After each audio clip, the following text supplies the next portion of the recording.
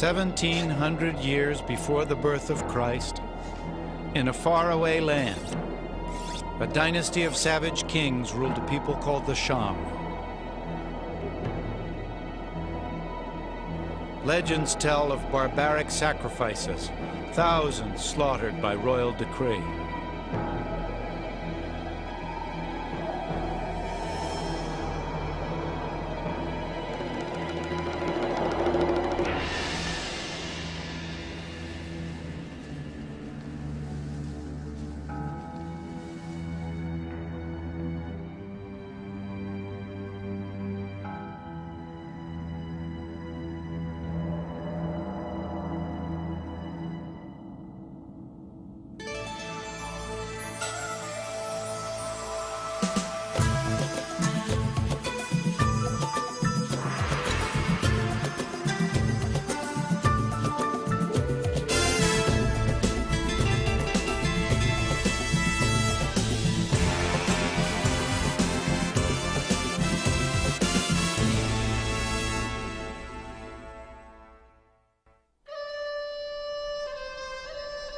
The ruthless exploits of Shang kings are legend no more.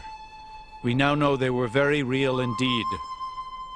The Shang's quest for dynasty dates back to the very beginnings of Western civilization. Here, isolated in the East, the most remote of ancient civilizations was flourishing, in a land called China.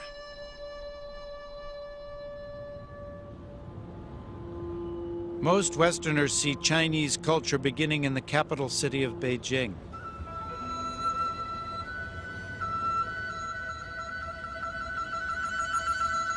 Here, within the walls of the Forbidden City, the destinies of countless peasants were decided by a succession of all-powerful emperors. But for Harvard University's Robert Murachek, China's emperors were heir to a much older tradition.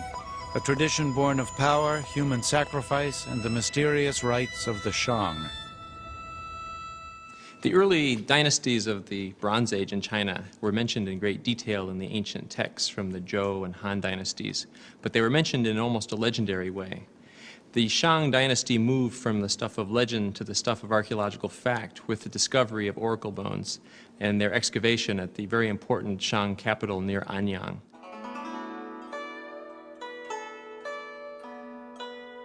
The city of Anyang lies 300 miles southwest of Beijing.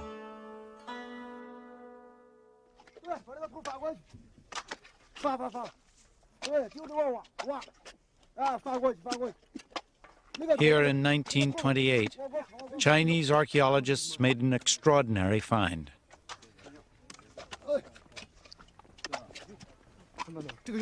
Deep in the countryside, workers uncovered a cache of tortoise shells.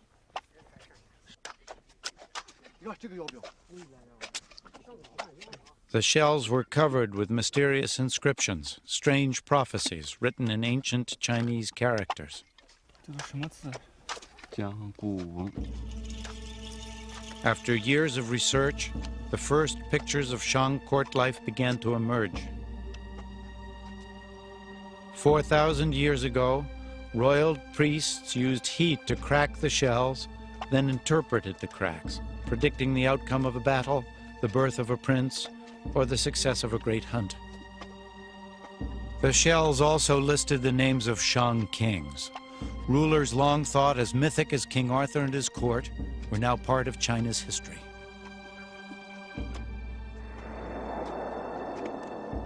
The discovery inspired the Chinese to widen their search.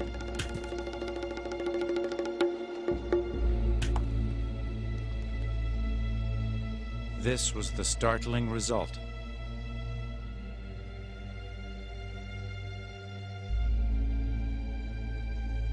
Archaeologists at Anyang discovered a series of royal Shang mausoleums. On ramps that led to the tombs, excavators were greeted by welcoming parties of headless skeletons. The missing skulls were found inside the grisly sanctuaries arranged in mysterious patterns. Some 1,300 years before the birth of Christ, Shang kings built their empire on a foundation of human sacrifice. Critical to Shang religion was the belief that sacrificial offerings had to be made to the deities or the ancestral spirits. This was the source of their wisdom. In order to obtain this wisdom, the Shang were required to present sacrifices to their ancestors.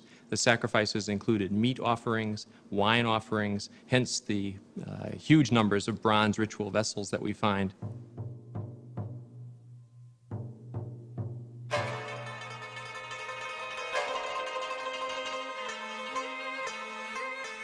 The Shang valued bronze more highly than gold. In these vessels, the kings would offer tribute to their gods, and royal control over the resources that each bronze required was absolute. They were a symbol of the divine right of Chinese kings that would, in later years, be called the mandate of heaven.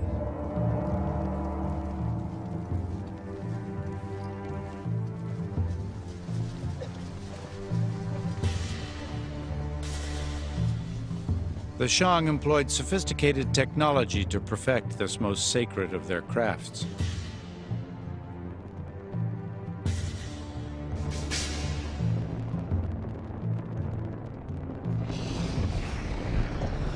While Mediterranean artisans were only beginning to experiment with metals, the Chinese had already elevated bronze casting to an art.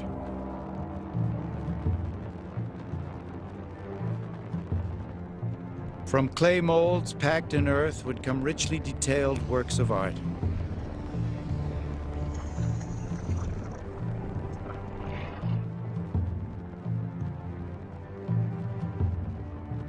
Shang bronzes were covered with symbols of haunting terror, but these powerful rulers were also capable of intimacy.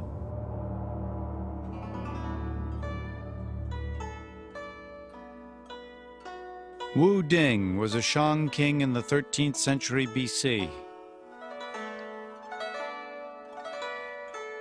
Many of his greatest achievements, military and political, were credited to his favorite wife, Fu Hao.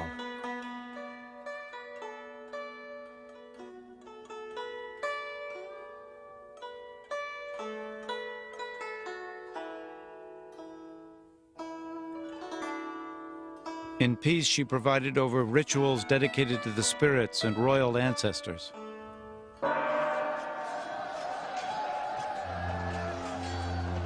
In war, this remarkable woman was the Shang's greatest general.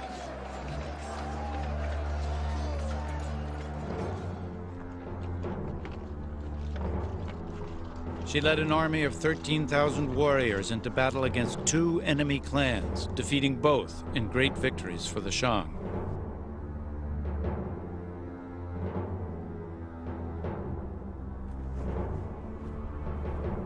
According to legend, when Fu Hao died, the king was heartbroken. He wept openly at her funeral and mourned her passing until his death. Over time, the kingdom they'd helped to create would perish as well. The Shang aristocracy was addicted to hunting and warfare. By 1000 BC, they'd found a more insidious addiction: alcohol. We know from later historical texts that the last Shang king was very, very fond of drink. In fact, descriptions describe him as having built ponds filled with alcoholic beverages and hanging slabs of meat and venison in the forest so he could go out and party and banquet whenever he wanted to the great destitution of his kingdom. It's also quite possible that the Shang use of bronze ritual vessels with a very high lead content also had physiological effects that decreased their capacity to rule. The inscriptions etched on the heat-cracked shells at Anyang had opened a new window onto Shang royal life. Their kings were ruthless.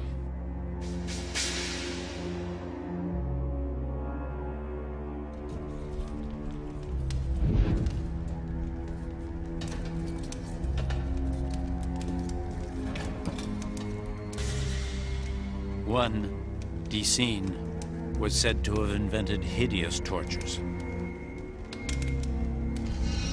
Hot coals were poured into a hollow cylinder and victims seared to death.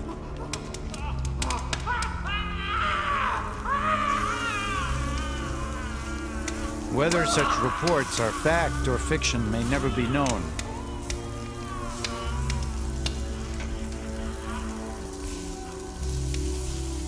It is known that Dicine was not alone in his quest for dynasty.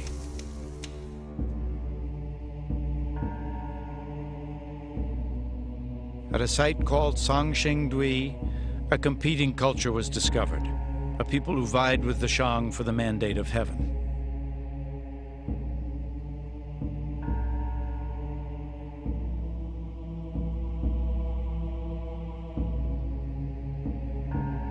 These Sangshengdui masks were found smashed to pieces, part of a mysterious ritual.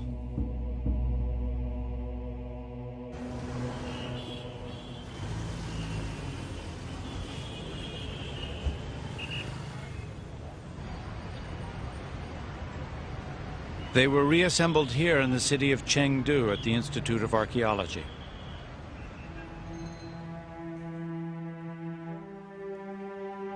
Over 5,000 fragments were pieced together to restore this colossal 9-foot bronze.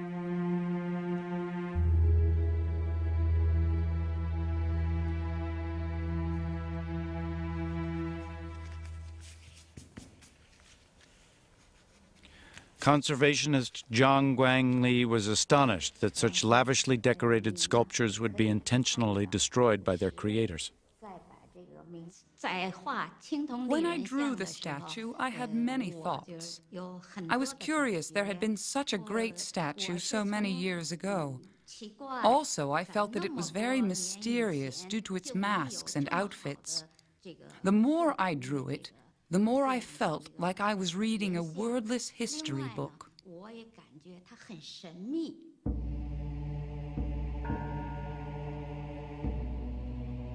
These once shattered masterpieces seem to be evidence of a more sober approach to power.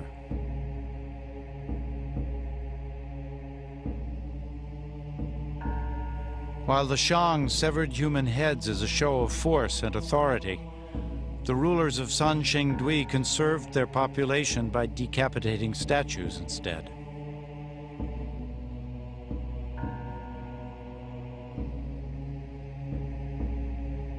But kings rich enough to commission such extravagant bronzes were also capable of mustering formidable armies. Cultures like the Sanshengdui may have weakened the Shang and thus set the stage for a new dynasty, a people called the Zhou.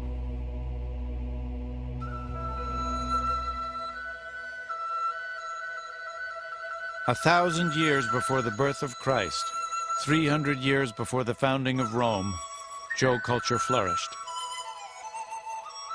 They established their empire from a capital near the present-day city of Xi'an.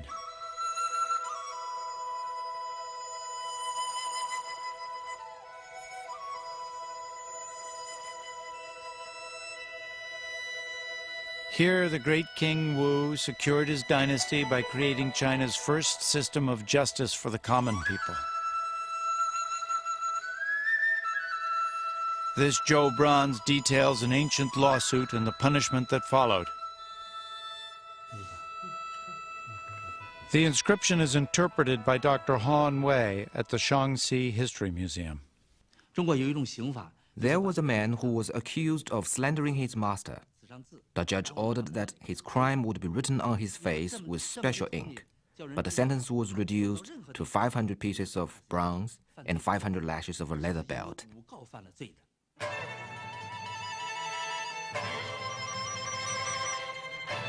Zhou kings created a feudal system based on the teachings of Confucius. The king was considered a father figure who entrusted relatives with vast tracts of land. Soon these nobles raised armies of their own and a struggle for dynasty began.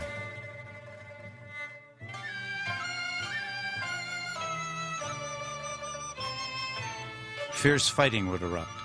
Smaller states were swallowed up by larger regional powers.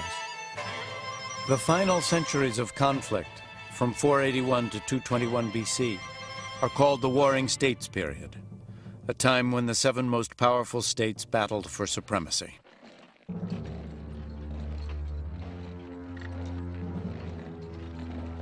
Armies of thousands were drafted from peasant populations. Enormous resources were allocated to training raw recruits and developing new weapons. Crossbows were developed some 13 centuries before they appeared in Europe. The Chinese weapon was armed with a sophisticated trigger mechanism.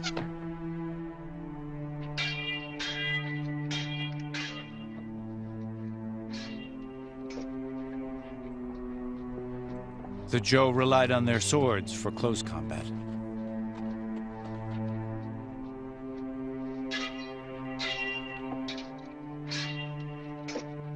But when all else failed, they resorted to psychological warfare.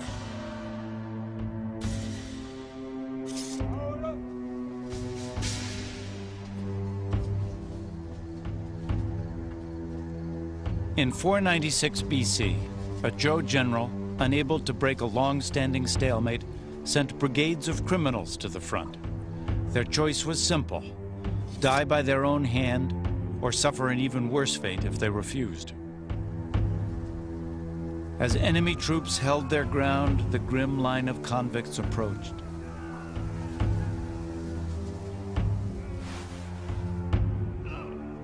As the soldiers watched in astonishment, the convicts committed suicide.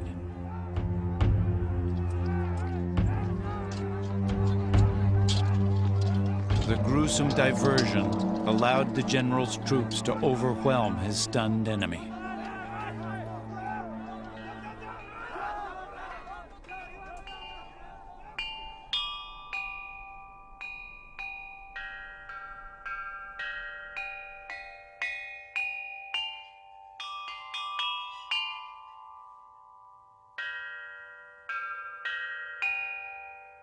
The Warring States period was a time of both ruthless destruction and inspired creativity.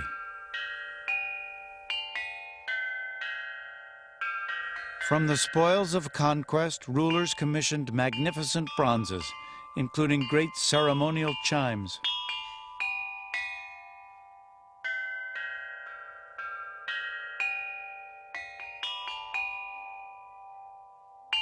Jade pieces were in constant demand and symbolized the power and majesty of the noble ranks.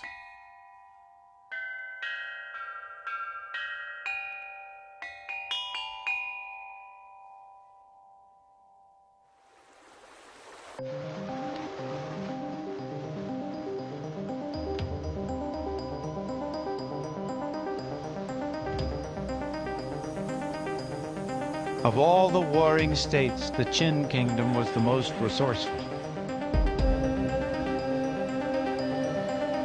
They developed agriculture on a massive scale to go along with a powerful military force.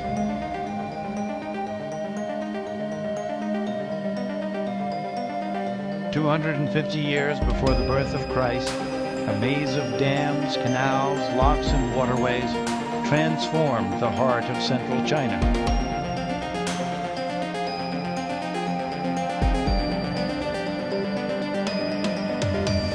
The Min River was diverted into the Shangdu Basin, converting an area the size of Connecticut into lush farmland.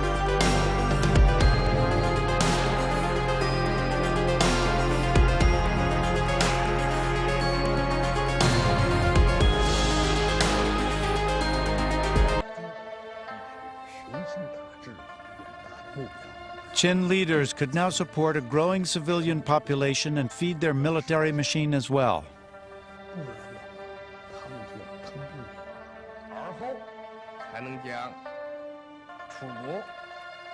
In the last years of the 3rd century BC, Qin ministers convinced a young prince that China's competing states were now his for the taking.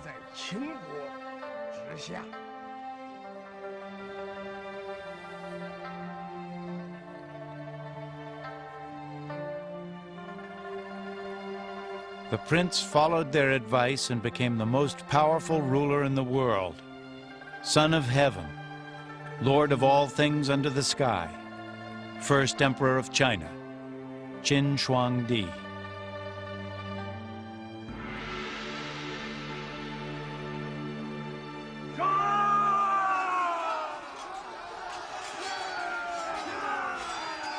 A 500,000 strong, the Qin army destroyed all rivals in a series of savage campaigns. Under the Qin system, even the lowest commoner could raise his rank and social status based on the number of heads he cut off in battle. In one conflict alone, 450,000 enemy soldiers were captured. All were beheaded by Qin warriors eager to improve their station in life. In the end, it's estimated Qin destroyed 2/3 of his enemy's population.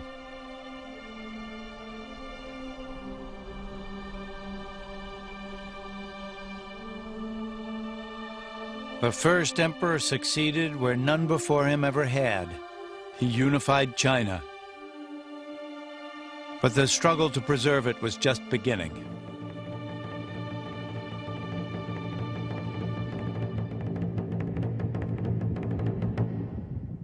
Far to the north of present-day Mongolia, nomadic warriors raided Qin settlements along the frontier. The first emperor responded with an army of 200,000 convicts and 100,000 troops. Their mission, to build a barrier unique in all the world, the Great Wall of China.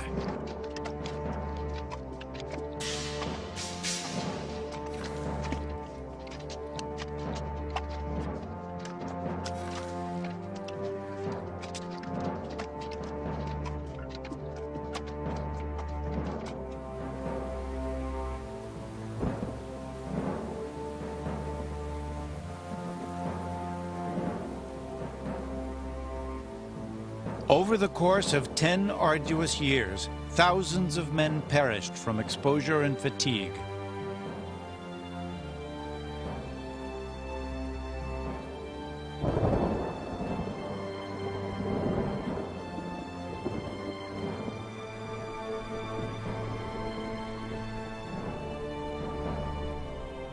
Their hobbled, broken bodies were added as fill. Their only tombstone, the wall that consumed their lives. If the king had a major construction project, you would be called away for many years at a time, separated from your family, working under impossibly difficult conditions on, for example, the Great Wall, and facing not only harsh climate, but possible enemy military action against you while you're involved in the construction, and quite frequently even being put to death at the end of the construction project so that you wouldn't reveal the secrets of the construction itself. Ancient folklore records the journey of Mang Jian Nui, searching for her husband, a worker on the Great Wall. Unable to find him, overcome with grief, Mang broke down and wept. So bitter were her tears, the wall opened up to surrender the body of her beloved.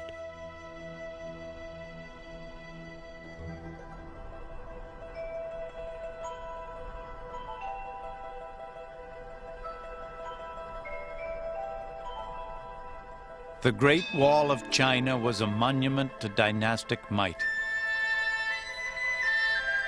It stretched from the lowest deserts to heights of over 6,000 feet. Sections of new wall connected barriers built by earlier dynasties to create a wonder that spans 2,600 miles. It's even visible to astronauts in space. The Great Wall stood as a warning to outsiders that China was at last a unified kingdom. Qin now moved to secure his power from within, purging all political enemies.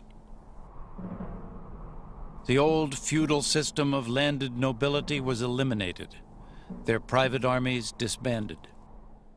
When Qin became the emperor, he abolished the nobility and established a state system where he concentrated all power into the central government. States had no independent military or financial capacity. He was not about to follow the path that led to the end of the Zhou dynasty.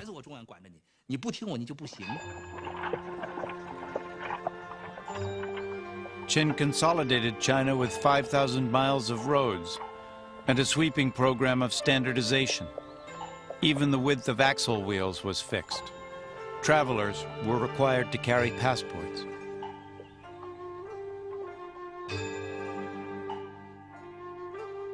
Rival states once issued coins of all shapes and sizes. By imposing a standardized currency, Qin created a national monetary system.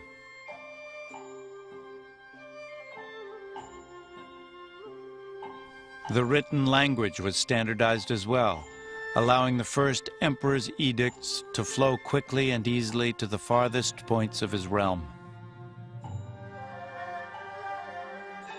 But language was also the medium of ideas and opinion.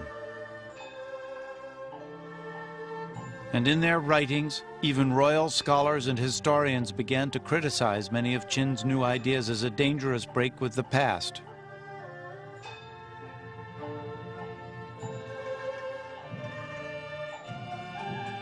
Qin's Grand Counselor Li Se once observed that the well-fed rodents in the royal granaries were more aggressive than those in the streets.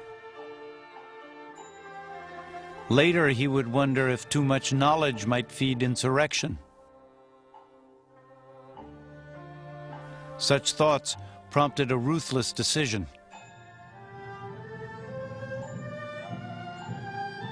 On Li Se's orders, 460 scholars were buried alive.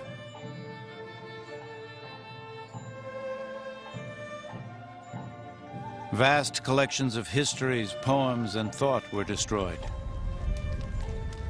The civilization that gave the world paper and print would also conduct history's first book burning. But opposition to Qin only intensified. After 3 assassination attempts, Qin lived in heavily guarded seclusion. China's first emperor became obsessed with the search for a magic potion to shield him from death.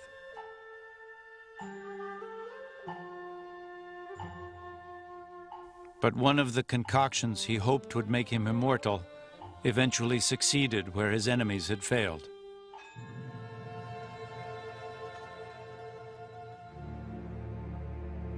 Qin died in 210 BC.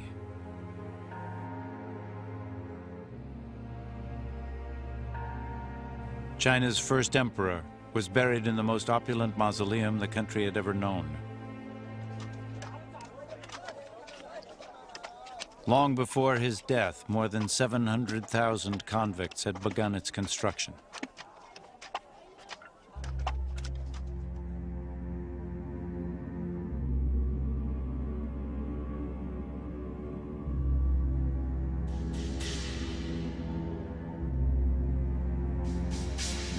It's said that precious jewels adorned the tomb ceiling, depicting the sun, moon, and stars of the Chinese sky.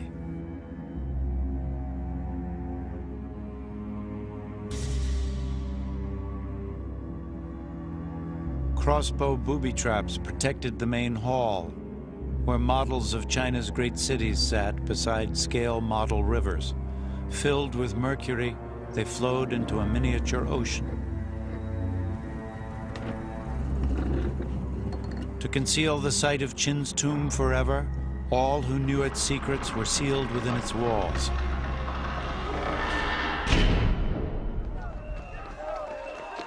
"15 years of chaos followed Qin's death.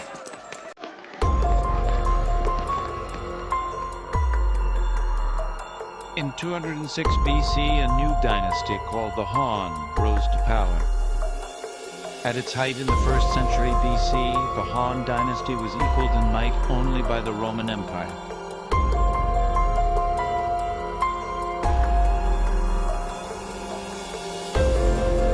fifth emperor, Wu Di, knew that even the Great Wall would not protect his kingdom forever.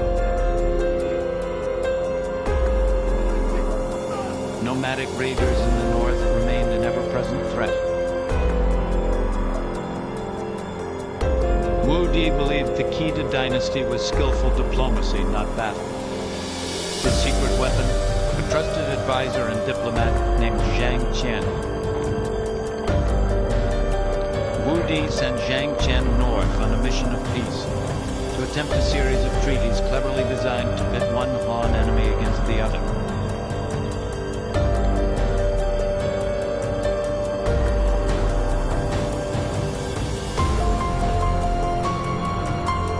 Midway in his mission, Zhang Qian was captured and given up for dead by the emperor.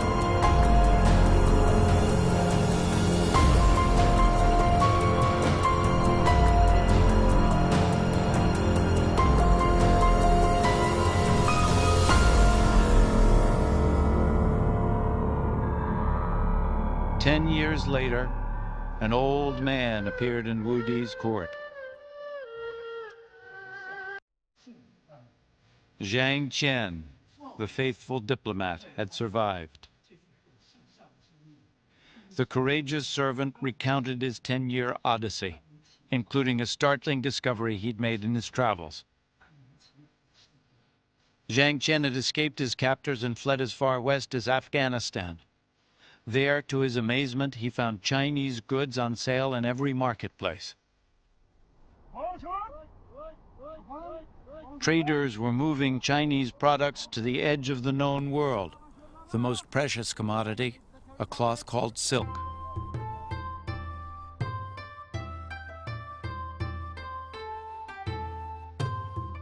Wu Di listened in disbelief as Zhang Qian described how Chinese merchandise was transported along a network of rough trails called the Silk Road. Running across China, through Persia to the Mediterranean, the trade route covered some 4,000 miles.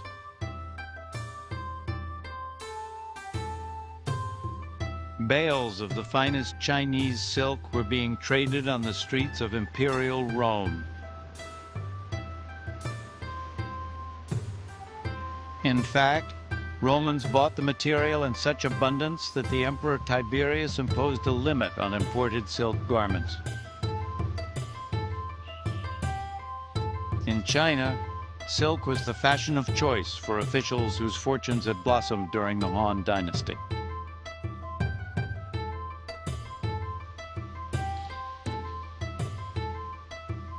Clues to the lifestyle of Han rulers were revealed in the city of Changsha in southeast China.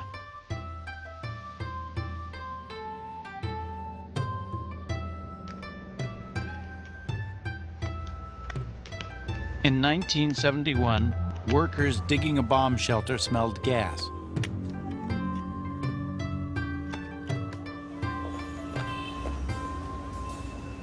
That day changed the life of Dr. Xiang Chuanxin, director of the Hunan Provincial Museum in Changsha. When some of the workers took a cigarette break, the tunnel began to belch blue smoke. The workers thought the smoke was from ghosts and came to us. We realized the gas was organic, coming from a very well-kept wooden tomb.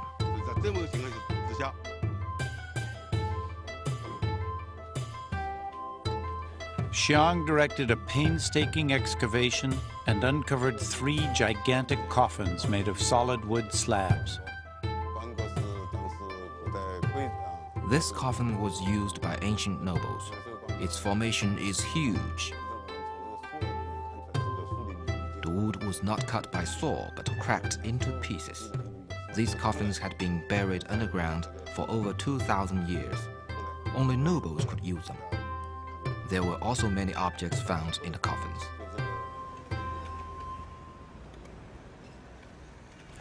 The tombs were protected from the elements by a thick lining of clay and 5 tons of absorbent charcoal. Inside were the remains of the Prime Minister of Changsha, his family, and a dazzling array of luxury goods.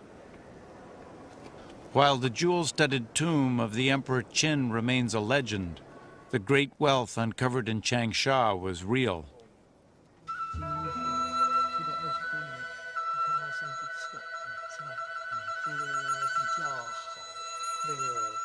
More than 100 pieces of elegant, mist-like silk were found in perfect condition. This transparent gown weighs 2 ounces, testament to the matchless artistry of the Han. Silk was also the medium for imperial map makers. This chart accurately diagrams the flow of a local river and predates the first known Western map by 300 years.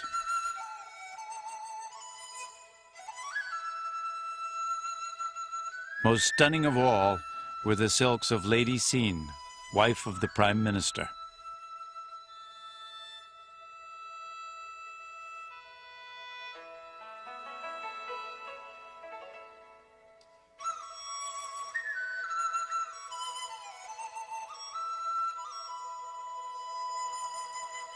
Woven in silk is a haggard likeness of Lady Xin herself, the portrait of an old and sickly woman supported by a cane. Researchers now know that the imperial lifestyle of the Han nobility, while opulent, was far from healthy. Remains found in the tombs reveal a fatty diet rich in meats and seafoods.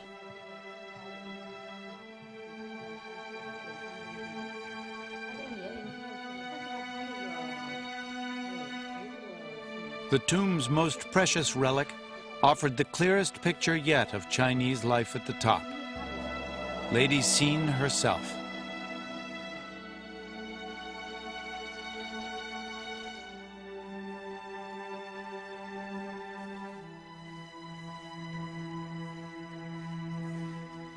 Buried for 21 centuries, she showed few signs of decomposition. Her skin, pampered in life, was still smooth and pliant. Chinese researchers could now produce the first modern medical profile of the Han ruling class. Lady Xin's lungs were scarred by tuberculosis.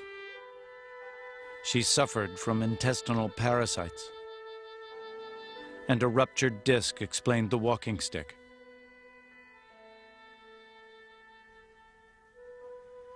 But what ultimately killed Lady Xin, and no doubt many from the Han upper class, was an affliction common to us today. The autopsy of Lady Xin looked at her heart, intestines, reproductive system, and urinary system.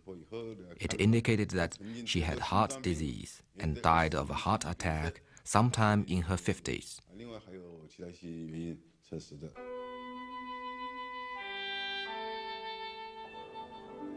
The treasures of Changsha reveal the wealth of the Han nobility, but the fortunes of a prime minister were pocket change compared to the vast riches of China's emperors.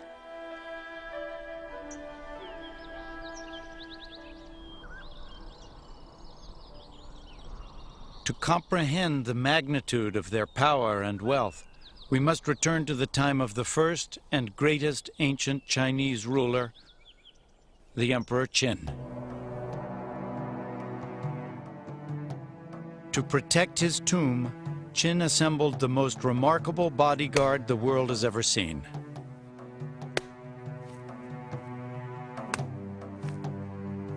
No one knows how many artisans labored on this astonishing achievement, but estimates range in the thousands. The sheer effort of time, the superhuman attention to detail, the very scope of the undertaking itself is unique in human history.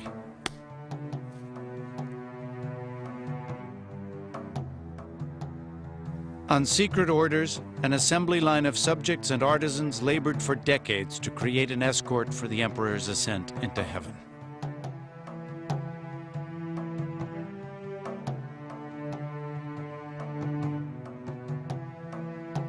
In essence, Qin cloned his human army into life-size soldiers made of clay. Warriors posed for their terracotta twins or suffered death.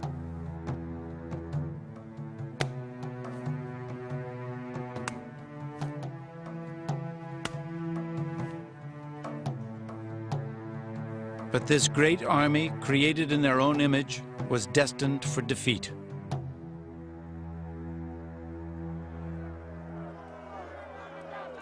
In the chaos that followed Qin's death, the underground vault of terracotta warriors was discovered by an angry mob and put to the torch.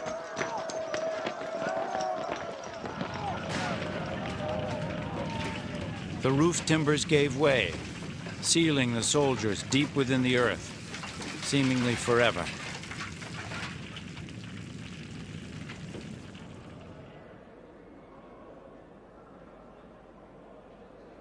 For 2 millennia, Qin's great army remained lost, until 1974, when a discovery was made that would stun the world.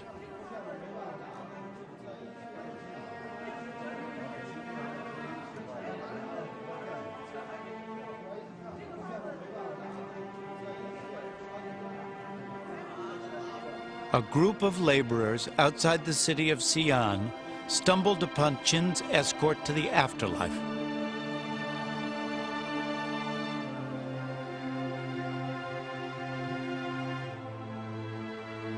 These statues, in the area called Pit 1, are just a small fraction of the terracotta army.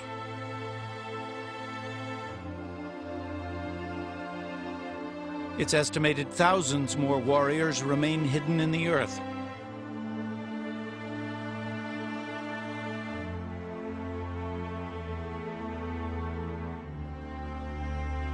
Freed from their internment, Qin's legions laid siege to the world's imagination.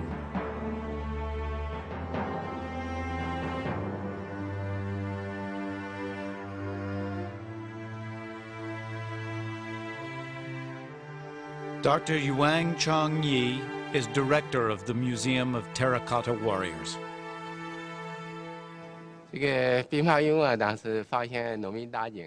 I came here as soon as the terracotta warriors were discovered by some peasants who were digging a well. The more we excavated, the more things came out. Over 6,000 terracotta horses and soldiers were discovered in pit number 1. Many of us got together and started drinking to celebrate our excitement.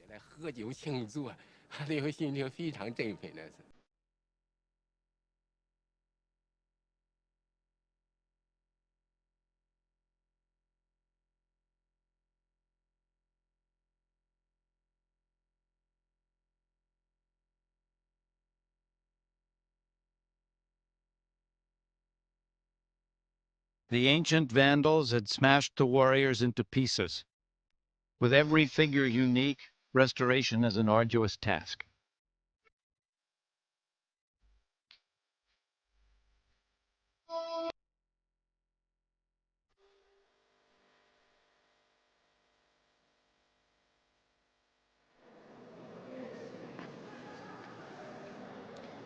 The sculptures are very realistic. You see the detailed hair combed backwards with a little braid pulled up across the head. The ancient Chinese cared a lot about their hair. According to the law records, if you got into a sword fight and cut off a soldier's top knot, you'd be put in prison for several years.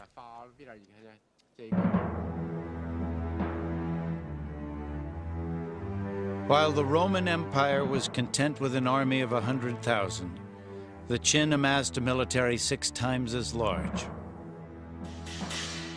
The replica warriors of Xi'an reveal the look of Qin's troops in battle. The statues were buried in combat formation, giving researchers a haunting glimpse of dynasty on the march. The terracotta pit is arranged in a rectangular lineup. In the front is leading edge of the battle array. The main body is made of a 38-column formation. There is a guarding column on either side and a row of guards facing to the back in the rear. Its organization is like a huge rock. When the Qing attack, enemies are broken into pieces, just like little eggs.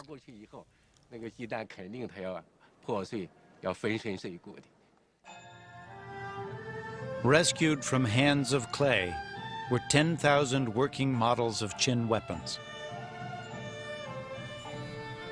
Laser technology confirmed Qin artisans used chrome plating to block corrosion on the surface of this sword.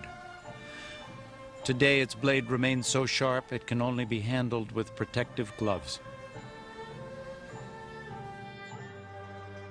Those who held the swords of Qin stood at parade rest, hidden from the world while 2,000 years of history passed in review.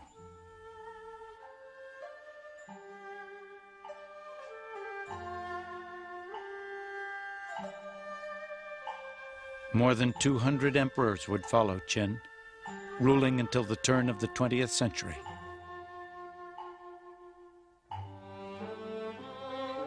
Today they stand as a symbol of China's great paradox, a land where cycles of chaos gave birth to wonders and creations that enriched the world.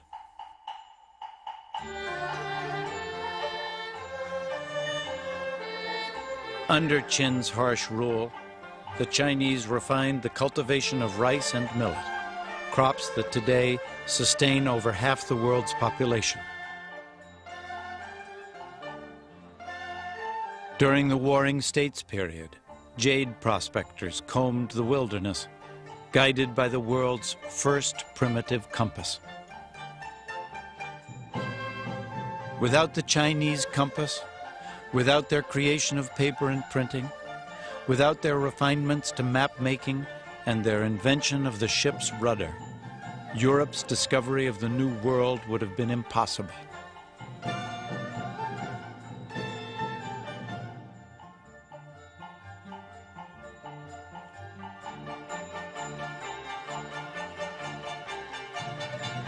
Ultimately, the reign of China's imperial rulers would end here, in the Forbidden City, around the turn of our century. In 1908, at the age of 3, Puyi became China's last emperor. 3 years later, he was dethroned, and China became a republic.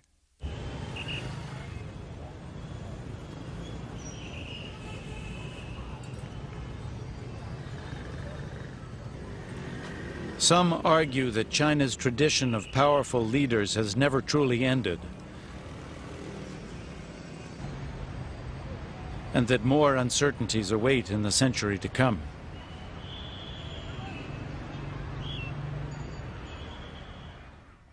But in the rush to predict the future, the past must remain our guide. Ancient and modern China are inseparable.